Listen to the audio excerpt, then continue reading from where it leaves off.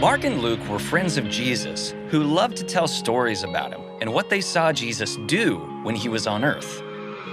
One story they both tell is about a time when Jesus was sitting in the temple watching people put money in the offering box. He was watching as crowds of wealthy people were bringing large sums of money to give. They dropped off any extra treasure they had laying around. But then, a widow, who was poor and didn't have much, walked up to the box. She pulled 2 small coins out of her pocket. These coins weren't symbols of wealth. They were the smallest currency available, called mites. They were like pennies. It was all she had, and she gladly put it all into the offering. Jesus jumps up and says, "Did you see that?" His disciples gathered around. Mark and Luke were ready to take notes. Jesus said, "That woman just gave the most."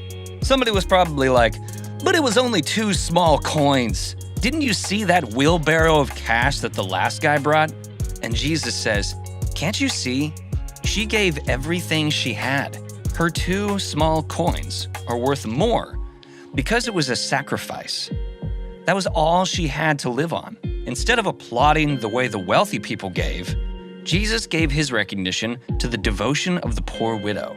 She made it a priority to give to others over her own needs. It might seem upside down, but that's how God's economy works. Just like Jesus saw the widow's heart, God sees your heart when you give.